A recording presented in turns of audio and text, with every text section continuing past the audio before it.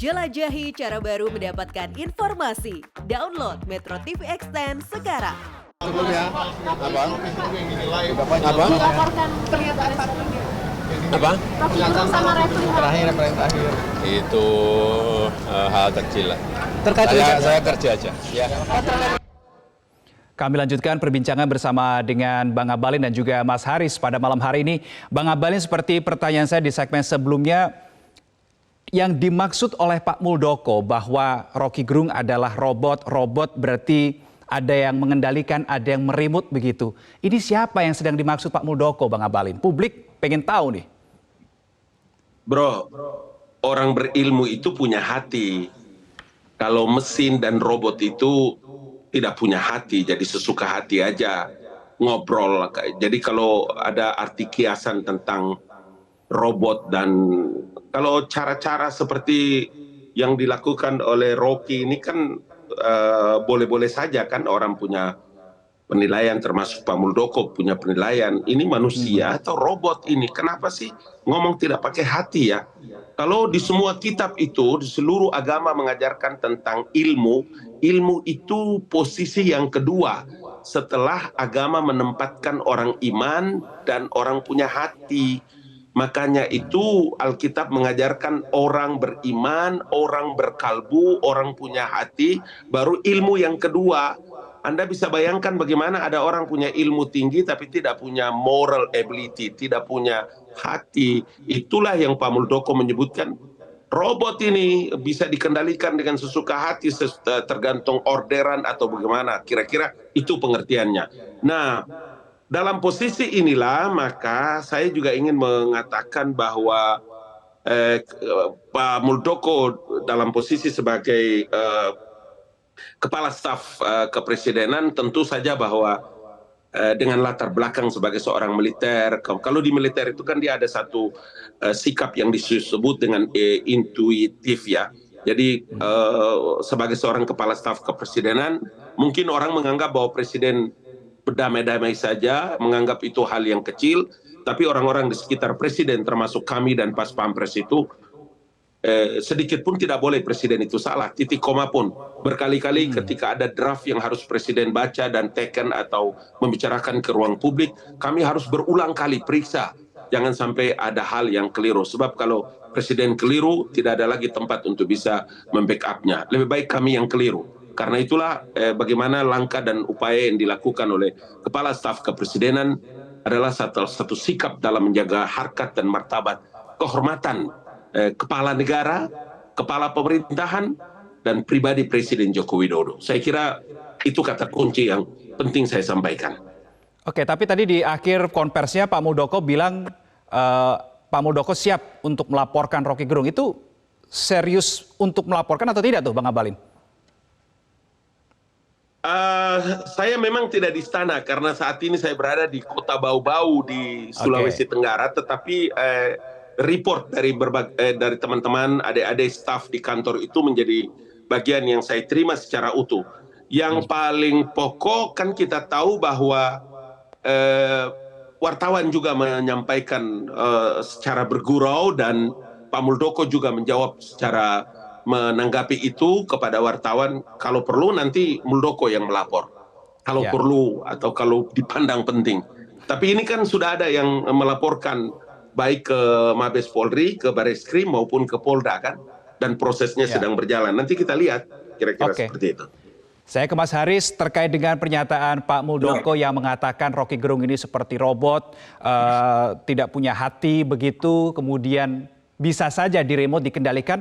Sepengetahuan Anda, Rocky Gerung ini sosok yang seperti itu kah, Mas Haris? Ya, saya pernah coba buka bajunya dia memang banyak kabel di dalamnya seperti robot. Enggak, jadi begini. Itulah makanya. Jadi, tapi mudah-mudahan Pak Muldoko itu bercanda gitu ya. Jadi di negeri ini banyak pejabat ya, malah mengkritik warganya gitu. Mungkin dengan bercanda kayak gitu-gitu. Tapi maksud saya sebetulnya, dan respon Pak Muldoko menurut saya tidak tepat karena itu makin menegaskan tentang lembaga kepresidenan. Seperti yang tadi Pak Ali Ngabalin sampaikan. Untuk nanti kalau diperiksa di polisi, di mahkamah nanti akan diperiksa posisi dan lain-lain. Karena posisi kalau mau dibilang itu sebagai hinaan itu harus ke person. Jadi personnya namanya Pak Joko Widodo, di luar dari soal jabatannya, yang harus melaporkan dirinya, melakukan pelaporan terhadap Rocky Gerung. Bahwa ada banyak yang melaporkan, Pak Muldoko juga tadi bilang seperti itu, bahkan Pak Muldoko, saya juga tadi lihat videonya, ya kelihatan bercanda gitu ya. Itu akan, ya kan namanya orang mau melapor di kantor polisi, silakan aja, pastinya akan seperti itu, dijawabnya normatif. Tetapi juga banyak juga cerita, dan polisi itu sekarang di mana-mana sekarang kalau ada orang mau melapor, dia akan punya tempat konsultasi apakah ini bisa masuk atau tidak gitu. Dan saya juga nggak tahu pasal yang digunakan untuk melapor kemarin di Polda Metro itu pasal apa. Tapi masih di tahap laporan. Tapi kalau memang mau jalan ya harus personnya, karena penghinaan itu hanya ke sosok orang, bukan pada jabatan. Karena jabatan memang tempatnya kritik. Di luar dari semua kemewahan dan kenikmatan pada jabatan, tetapi sebenarnya ada sisi lain dalam jabatan yang dia harus bisa dikritik, dan pejabat itu tugasnya menerima kritik tersebut. Bahwa kritik itu bentuknya ada yang tidak enak, ada yang irisan sampai bisa dibilang hinaan dan lain-lain, itu maka harus dicek lagi isinya dan materinya gitu. Tapi sejak awal yang dibicarakan oleh Rocky Gerung adalah soal perilaku pejabat dari Pak Joko Widodo. Jadi saya pikir di situ. Ketika banyak masyarakat yang melaporkan Rocky Gerung ke polisi, Mas Haris, ya Mas Haris, ketika banyak publik yang melaporkan Rocky Gerung ini ke pihak kepolisian, Anda optimis tidak bahwa kasus ini akan terus berjalan, akan terus sampai meja hijau di tengah tahun politik, Mas Haris? Ini barusan juga ada teman wartawan juga nanya begitu.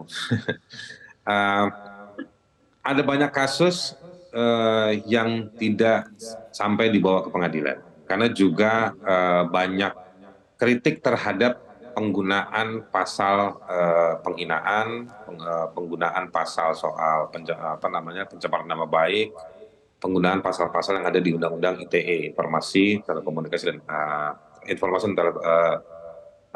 telekomunikasi elektronik gitu ya.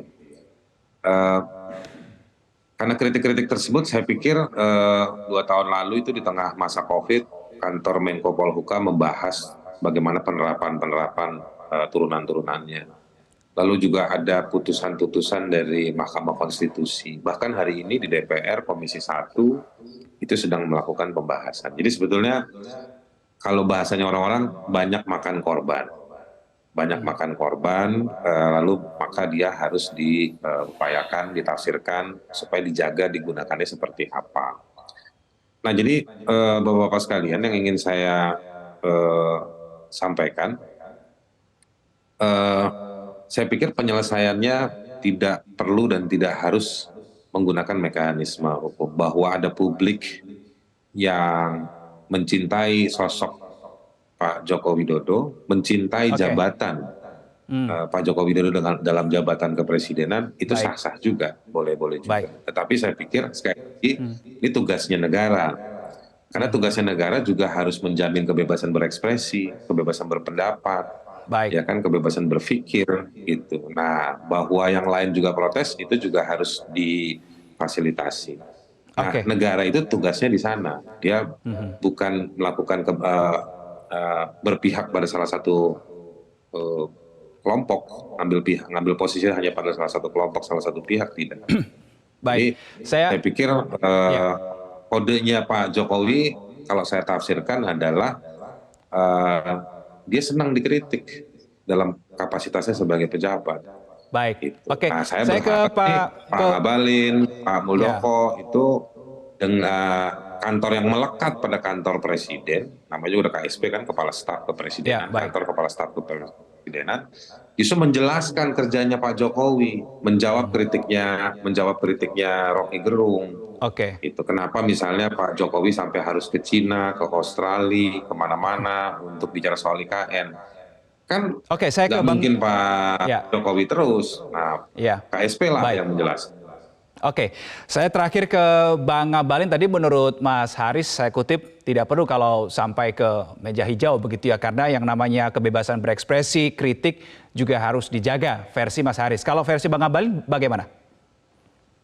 Ya, tadi kita sudah sempat singgung ya, tetapi saya mesti menyampaikan bahwa Undang-Undang Dasar tahun 1945 sampai turunannya ada undang-undang tentang tata cara menyampaikan pendapat, kebebasan menyampaikan pendapat di ruang publik, kemudian tata caranya dan aturannya macam-macam.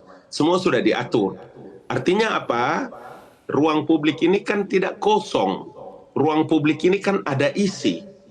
Kalau institusi atau lembaga jabatannya nih, jabatan presiden yang disebutkan bajingan dan tolol, apakah lembaga juga bisa dinilai seperti itu? Kan jawabannya tidak. Maka rumusan yang paling tepat itu adalah memang apakah dalam delik aduan maupun undang-undang yang dilaporkan, undang-undang informasi transaksi elektronik yang kemarin mereka menyebutkan di pasal 28 Junto 2 ayat 2 dan seterusnya itu tentang barang siapa yang dengan sengaja tanpa hak kemudian menyebarkan informasi yang ditujukan untuk menimbulkan rasa kebencian atau permusuhan baik individu dan atau kelompok masyarakat tertentu berdasarkan atas suku, agama, ras, dan antar golongan, sara, dan lain-lain.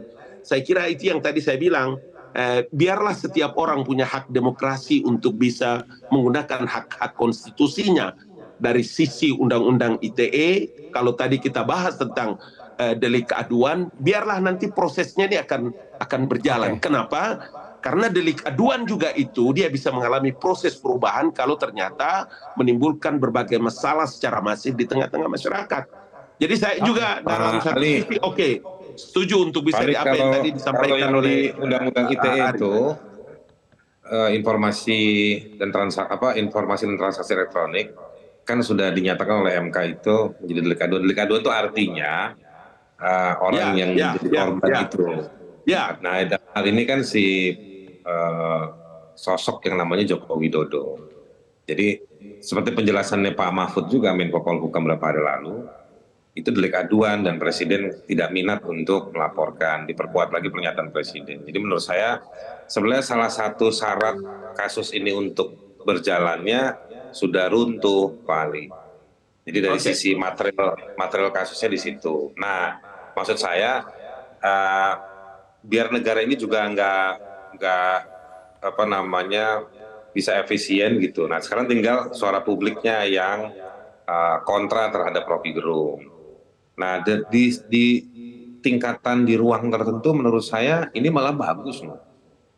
Demokrasi itu butuh kebisingan. Jadi biar warga itu saling merespon dengan cara-cara yang demokratik gitu.